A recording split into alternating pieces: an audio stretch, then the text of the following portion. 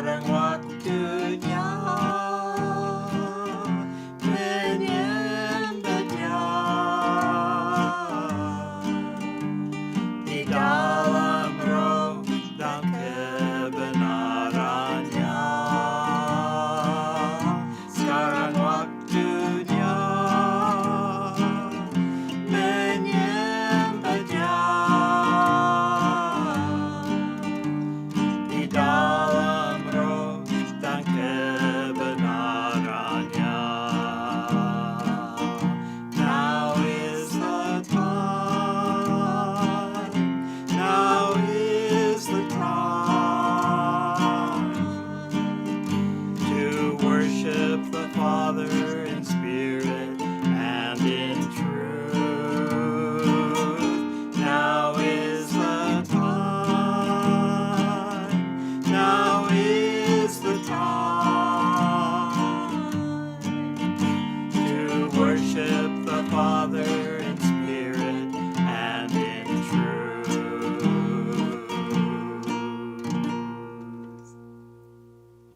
Hello, I'm Pastor Dave, and I want to take you into a study in the Bible today. Halo, saya dengan Bapak Pendeta Dave dan hari ini kita akan belajar bersama dari firman Tuhan dalam Alkitab.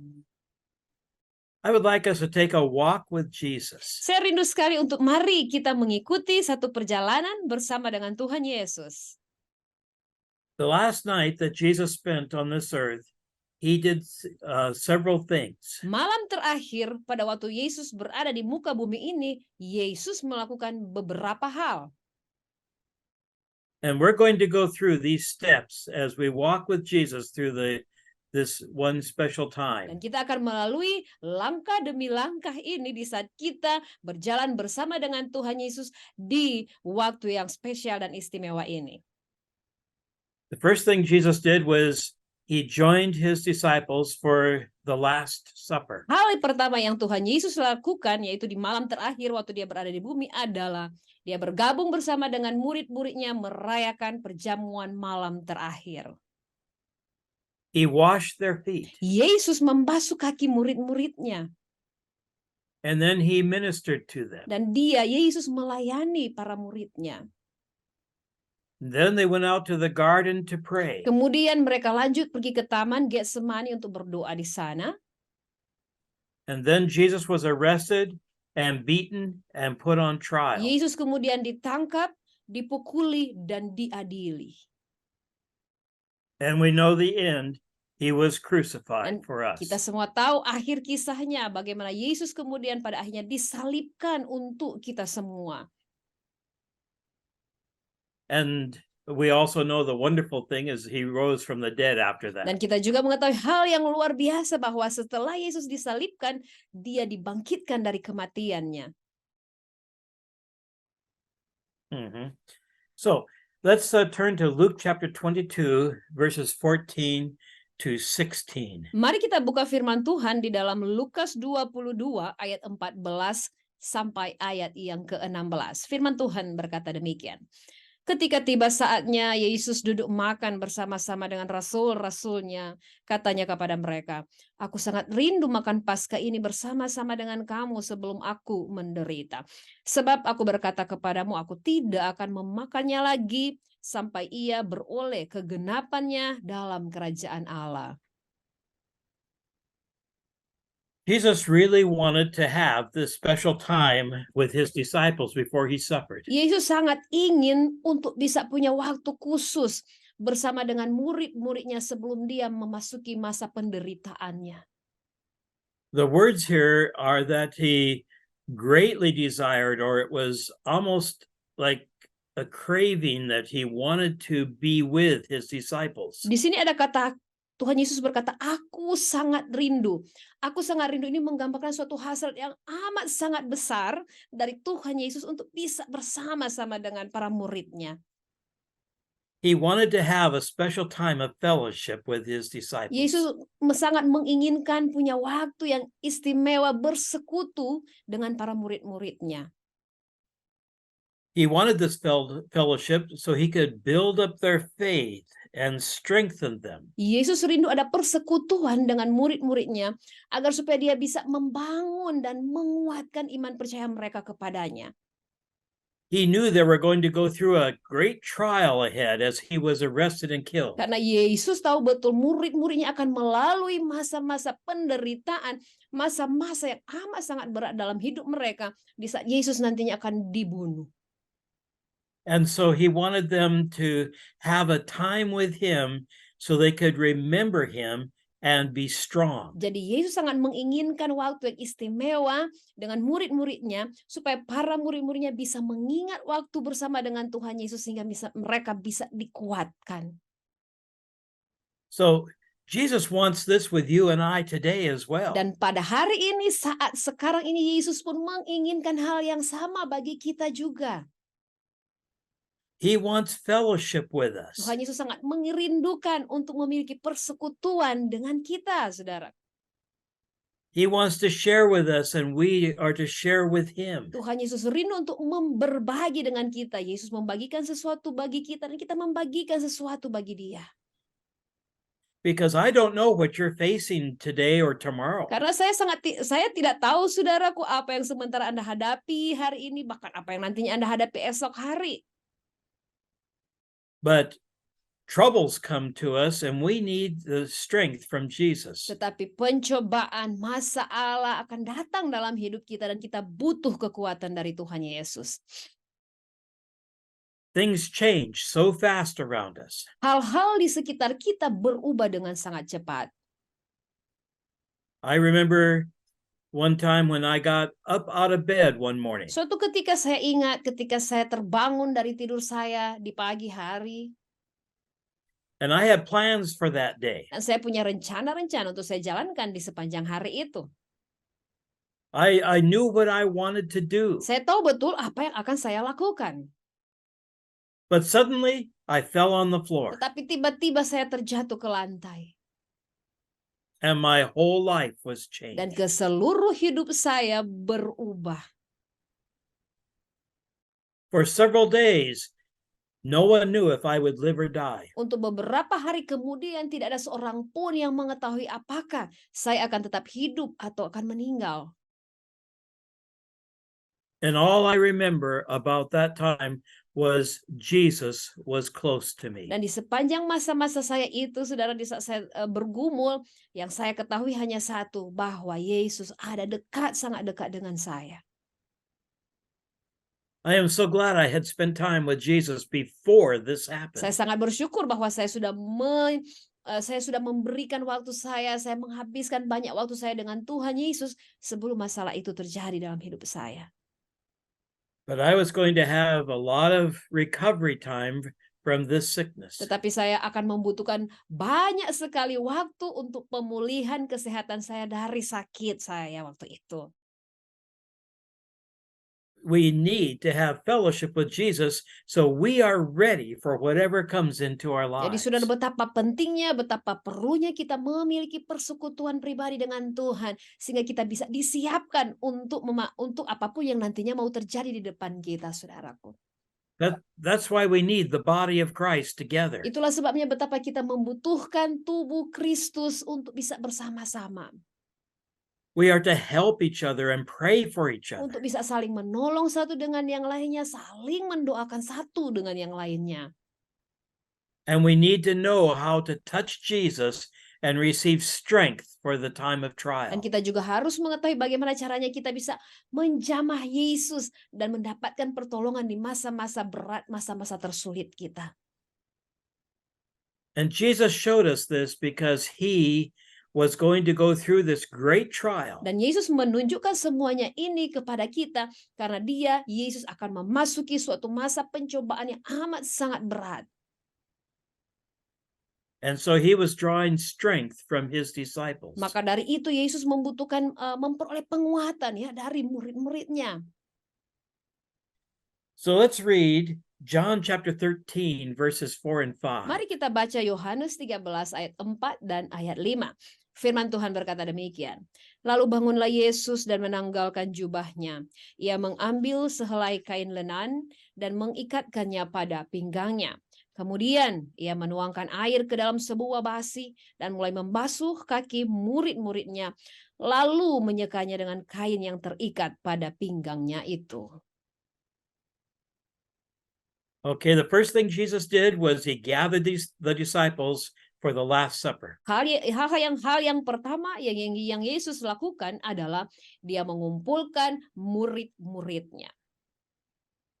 Then he went and he got water to wash their feet. Setelah dia mengumpulkan murid-muridnya untuk perjamuan malam terakhir, Yesus pun mengambil air untuk membasuh kaki murid-muridnya. What was he doing? Apa yang Yesus lakukan? He wanted them to understand how to serve each other. Yesus mau agar supaya murid-muridnya mengerti, paham betul apa itu melayani satu dengan yang lainnya.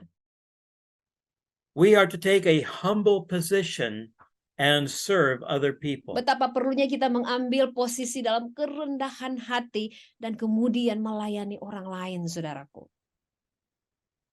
So when someone else has a need, are you willing to do anything to help them? Sehingga di saat kita menemukan seseorang yang dalam kebutuhan, apakah kita rela menolong mereka, memenuhi kebutuhan mereka?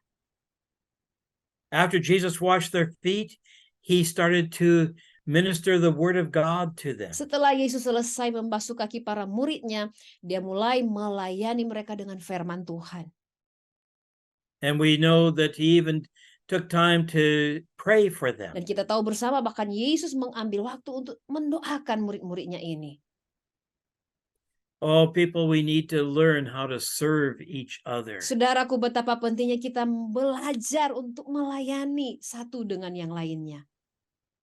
When we are together with other Christians, what do we talk about? Saudara, ketika kita berkumpul bersama-sama dengan sesama orang Kristen, apa yang kita bicarakan? Do we talk about the weather? Apakah kita berbicara tentang keadaan cuaca?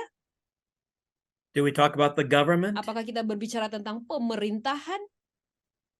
Maybe we talk about all the bad things that happen to us. Atau mungkin kita berbicara tentang segala hal yang buruk yang terjadi dalam hidup kita. But God wants us to talk about his word and what Jesus is doing. Tetapi Allah rindu untuk kita membicarakan firman-Nya dan apa yang telah Yesus lakukan, karya Yesus. We don't do it to judge each other, Kita tidak melakukannya untuk saling menghakimi satu dengan yang lainnya. and we are not to have anger to each other. Dan janganlah kita memiliki amarah, ya, kita marah terhadap orang lain. We're not trying to correct somebody and make them do what we Dan want. kita bukan sedang mengkoreksi orang lain agar supaya mereka melakukan seperti apa yang kita mau. But we are speaking in love and encouraging each other. Tapi marilah kita berbicara dengan penuh kasih dan saling menguatkan satu dengan lainnya. And I hope those are the words that you have. Dan itulah yang menjadi harapan saya mengenai perkataan-perkataan yang keluar dari bibir mulut Anda, saudaraku. Because what do you want people to say to you? Sebab, saudaraku, apa yang Anda inginkan orang-orang katakan kepada Anda? When we are in trouble and we are sick, what do we want people to say? Ketika kita sedang dalam pergumulan, masalah, mungkin kita sedang sakit. Saudara, apa yang kita ingin dengar orang lain katakan kepada kita? Sometimes people come and say, well, you're sick because you got sin in your life. Terkadang ada orang-orang yang datang kepada kita dan berkata, wah, kamu itu sakit karena kamu ada melakukan dosa dalam hidupmu. You need to change. I need to make you change your life. Oh, orang itu akan berkata, oh, saya itu harus mengubah kamu supaya hidupmu berubah. When I was in the hospital, I just wanted somebody to pray for me. Ketika saya sedang berada di rumah sakit, beliau, ya, Bapak Pendeta sedang berada di rumah sakit, satu saja yang dia inginkan agar supaya orang datang dan mendoakan dia. I was so happy to hear that people were praying for me, and they were all over the world praying for Dan me. beliau sangat senang ketika mendengar bahwa di seluruh dunia ada banyak orang yang mendoakan beliau ketika beliau sedang terbaring sakit.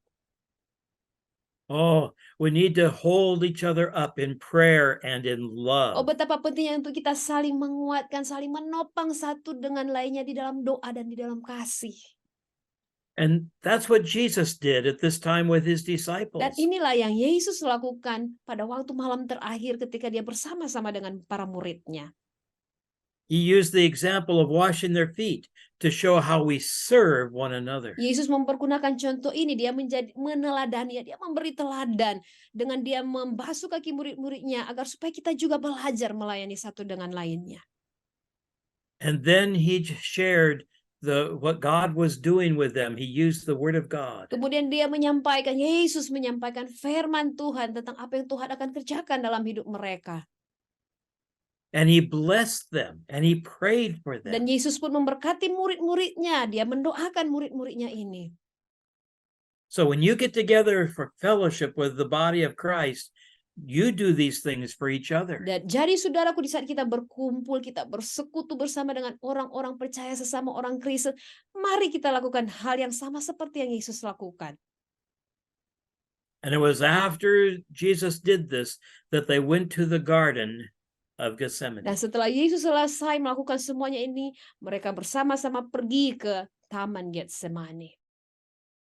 Let's read Luke 22 verses 39 to 46. Mari kita baca firman Tuhan di dalam Lukas pasal yang ke-22 ayat 39 sampai ayat yang ke-46.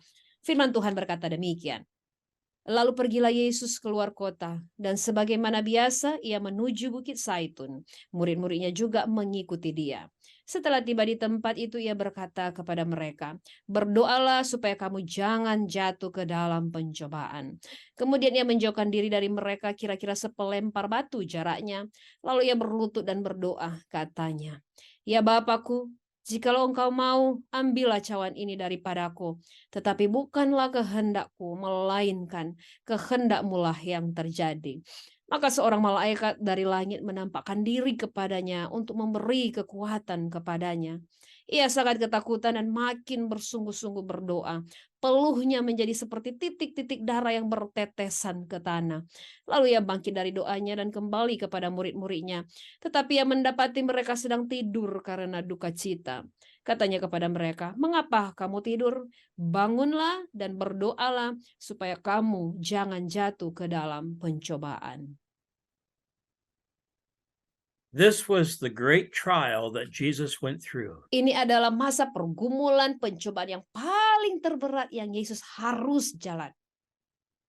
Some people think, oh, the beating and the whipping, the crucifixion was the very hard thing. Beberapa orang berpikir bahwa hal yang paling terberat adalah ketika Yesus dipukul, dicambuk, itu yang paling terberat menurut beberapa orang.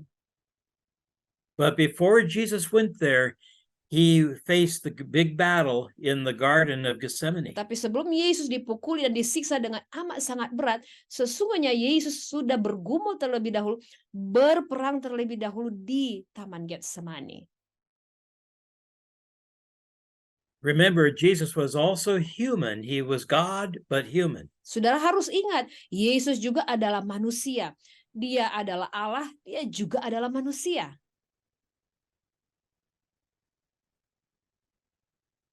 And this is where he wrestled with his own will. Dan disinilah di Taman Getsemani bagaimana Yesus harus bergumul dengan kehendaknya sendiri, kehendaknya pribadi. Many times we know what God wants us to do, Sering kali kita tahu betul apa yang Tuhan mau kita perbuat. but it's hard to make ourselves do that. Tetapi yang tersulit adalah untuk bisa membuat diri kita ini mematuhi atau melakukan kehendak Tuhan itu. Jesus sweated so hard in the garden. Yesus berkeringat dengan amat sangat banyak keringat keluar pada waktu dia berdoa di Getsemani. And all of his disciples left him. Dan semua murid-muridnya tidak ada yang terkecuali meninggalkan Yesus. And he was alone. It says an angel came to help him. Pada waktu itu dikatakan Yesus seorang diri saja dan ada malaikat yang datang mendekati dia, menghampiri dia. And I know when we go through great problems, Jesus sends angels to help Dan us. saya tahu betul di saat kita harus melewati satu pencobaan, pergumulan yang amat sangat berat, Tuhan mengirimkan malaikatnya untuk bersama-sama dengan kita. But I am afraid today that the church is asleep and not battling through to victory. Tetapi yang saya takutkan sekarang adalah banyak gereja yang tertidur dan tidak bergumul, tidak mengambil bagian dalam perang yang harusnya diambil oleh mereka. Churches seem to want to do just their own program. Gereja-gereja sepertinya hanya ingin melakukan apa yang menjadi program-program mereka saja. And they should be on their knees preparing for the battle against the enemy. Mereka seharusnya berlutut untuk berdoa, berperang melawan musuh mereka. It is hard to lay down our will. Jesus said, not my will, but God's will be done. Saudara, amat sangat berat untuk menyerahkan kehendak kita. Seperti kata Yesus, bukan kehendakku yang jadi, tetapi kehendakmu ya Bapa yang jadi. It's hard to let our will be put down and the will of God be done in our lives. Sangat susah, sudah sangat berat untuk menyerahkan segala kehendak kita dan mengizinkan segala kehendak Tuhan terjadi. We don't like to do things that hurt. Kita tidak suka melakukan hal-hal yang bisa menyakiti kita. But God calls us to do what He has asked us to do. Tetapi Allah memanggil kita, saudaraku, untuk melakukan apa yang menjadi kehendaknya di dalam hidup kita.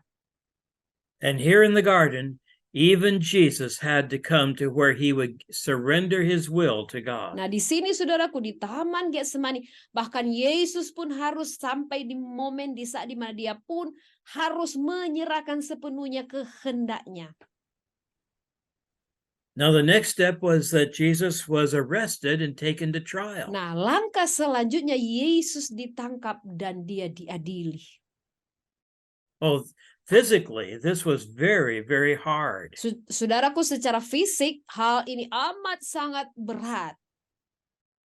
Men turned away from Him. Manusia, semua orang-orang meninggalkan, berbalik dari dia. His disciples ran away. Murid-murid Yesus semua melarikan diri. He was rejected and people did not like Him. Dia ditolak, Yesus ditolak, dan orang-orang tidak suka dengan Tuhan Yesus. The scripture says He was beaten so bad you couldn't even tell who He was. Alkitab berkata bahwa Yesus dipukul dengan amat sangat sampai bahkan kita tidak bisa mengenali dia. They beat Him with whips. Dia dicambuk. They pulled out His beard. Bahkan jenggotnya, mereka tarik jenggotnya. They hit His face. Bahkan dia ditampar wajahnya. They spit on Him. Mereka meludahi Yesus. They laughed at Him. Mereka mentertawakan Yesus. Oh, I don't think you would like anyone to do that to you. Oh, saudara, saya berpikir pasti tidak ada satupun dari antara kita mau ya orang-orang memperlakukan kita dengan cara seperti itu, menghina kita. But this was to fulfill the scriptures. Tetapi semua ini harus Yesus lalui untuk menggenapi firman Tuhan. Jesus was to be our Passover lamb. Yesus harus menjadi anak domba Paskah bagi kita. If you remember that in Israel, they celebrated the Passover. Kalau kita mengingat bagaimana bangsa Israel ya di zaman Perjanjian Lama, bagaimana mereka harus merayakan Hari Raya Paskah. And they sacrificed a lamb and put the blood over the door. Mereka harus mengorbankan anak domba dan kemudian darahnya itu harus dibubuhkan kepada tiang pintu dan ambang pintu rumah mereka. Now that Passover lamb had to be taken from the flock and checked to make sure it was no sickness, no blemishes. Nah, anak domba Paskah yang akan dikorbankan harus diambil, dipilih dari antara kawanan domba, dan harus anak domba yang diperiksa tidak ada cacat celahnya, harus anak domba yang sempurna. And Jesus was taken from the people and he was inspected by the Jews and the Gentiles. Sama seperti Yesus, dia diambil daripada umat manusia dan kemudian dia harus diperiksa oleh para imam-imam besar. And the Jews could find nothing to charge him with. Dan orang-orang Yahudi ini kemudian mereka mendapati tidak ada kesalahan sedikit pun pada Yesus. And when he was taken to Pilate, Pilate said, I don't find a problem in him. Ketika Yesus dibawa kepada Pilatus, Pilatus berkata, wah saya juga tidak mendapatkan ada kesalahan apapun dalam Yesus. Isn't it interesting? Both Jew and Gentile said Jesus was faultless. Bukankah hal ini menarik, saudara? Baik orang Yahudi maupun bukan Yahudi, dalam hal ini Pilatus, yang mereka mendapati Yesus tidak ada salah apapun. And even when Jesus was on the cross, both Jew and Gentile declared that he was the Son of God. Dan bahkan ketika Yesus disalibkan di kayu salib, baik orang Yahudi maupun orang bukan Yahudi, mereka mengakui bahwa dia adalah anak Allah. There were two Jews that were crucified with him. Both were robbers. Ada dua orang Yahudi yang disalibkan bersama-sama dengan Tuhan Yesus, keduanya adalah perampok. One mocked Jesus, one said, Jesus, remember me when you come into your kingdom. Yang satu dia menghina Yesus, dia mengejek Yesus. Yang satunya lagi berkata, ya Tuhan, ingatlah aku ketika engkau berada di sorga, di Firdaus. So the one Jew was calling Jesus the Messiah. Jadi satu orang Yahudi yang digantung di kayu salib bersama-sama dengan Yesus, dia mengaku Yesus sebagai Mesias. And even a Roman soldier, a Gentile, said this truly was the Son of God. Bukan hanya itu, tetapi di situ juga ada tentara prajurit Romawi, dan dia berkata, sungguh Yesus, dia ini adalah anak Allah. Jesus died for everybody in this world. Yesus mati bagi semua, bagi siapa saja di dunia ini. And if you don't know Jesus, you can come to him right now and say, Lord, forgive my sins and accept me. Dan jika Anda tidak mengenal Yesus, saat ini Anda bisa datang kepada Tuhan Yesus dan berkata, mengakui segala dosamu, minta ampun, dan berkata, Tuhan Yesus, selamatkan aku. Because Jesus died for everyone. Karena Yesus mati bagi semua, bagi setiap orang. He laid down his life for you and I. Ia memberikan nyawanya untuk saya dan saudara. Jesus was pure love. Yesus adalah kasih murni, kasih sejati. He took our suffering and he took our death so that we can live. Dia mengambil segala penderitaan kita, dia mengambil kematian maut daripada kita dan menggantikan tempat kita supaya kita bisa hidup. And he has come back alive to be our Savior. Dan dia kemudian hidup kembali sebagai juru selamat kita. Oh, we need to accept his sacrifice and receive him. Oh saudaraku, betapa penting untuk kita menerima pengorbanannya dan menerima dia sebagai juru selamat kita. Jesus said, if you want to follow him, you have to deny yourself and take up your cross and follow him. Yesus berkata, kalau engkau mau mengikut aku, kau harus menyangkal dirimu, memikul salibmu dan mengikut Yesus. He walked in this life, he walked through death, and he walked to victory. Dia berjalan, dia menjalani kehidupannya, menuju kematiannya dan menuju kepada kemenangannya. And what does Jesus want you and I to do? Dan apa yang Tuhan Yesus inginkan untuk saya dan saudara kerjakan?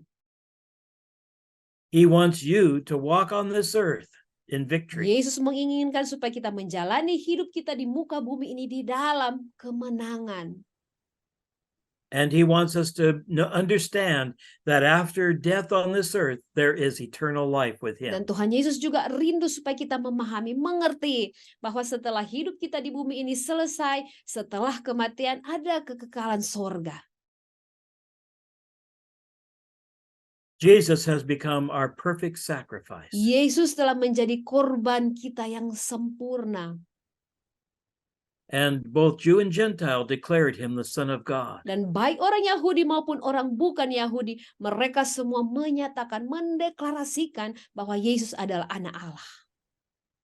And we can have him as our Savior. Dan kita bisa mendapatkan Yesus sebagai juru selamat pribadi kita, saudara. So what did Jesus do that last night? Jadi apakah yang Yesus lakukan di malam terakhirnya waktu di muka bumi? He called the disciples together because he wants fellowship with you and Dia I. mengumpulkan murid-muridnya agar supaya dia bisa bersekutu, punya waktu bersama-sama dengan mereka. He washed their feet to show us He is our servant and we are to be his servants. Yesus membasuh kaki murid-muridnya agar supaya menunjukkan bahwa melayani itu harus sebagai hamba dan kita pun harus menjadi seperti hamba dalam melayani. He, through the Holy Spirit, he will share his heart with us and we are to share with him. Melalui Roh-Nya yang kudus, Tuhan Yesus sudah berbagi, dia menyatakan hatinya dan dia juga ingin kita juga melakukan yang sama.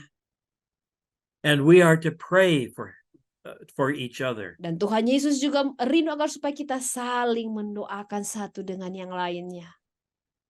And when trouble comes, can we truly say, Father, not my will, but yours be Dan done? ketika pergumulan, kesulitan, masalah datang dalam hidup kita, sanggupkah kita berkata, ya Bapa, bukan kehendakku yang jadi, tetapi kehendakmu saja yang jadi. And whatever happens Dan in our lives, apapun are we yang terjadi di dalam kehidupan kita, able to walk with him and rejoice because of what he is doing? sanggupkah kita terus berjalan bersama dengan Yesus, bahkan bersuka cita untuk segala yang telah Yesus lakukan dalam hidup kita? I pray that you can walk with Jesus. Yang menjadi doa saya, Bapak Ibu Saudara sekalian, supaya mari kita tetap terus berjalan bersama dengan Yesus. And today you have wonderful fellowship with Jesus. Dan hari ini kiranya engkau memiliki satu persekutuan yang indah bersama dengan Tuhan Yesus. May God bless you in this day. Kiranya Tuhan memberkati Bapak Ibu Saudara sekalian di sepanjang hari ini. Sekarang waktunya menyembah Dia di dalam roh dan kebenarannya. Sekarang waktunya menyembah Dia di dalam roh dan kebenarannya. Now is the time, now is the time to worship the Father in spirit and in truth. Now is the time, now is the time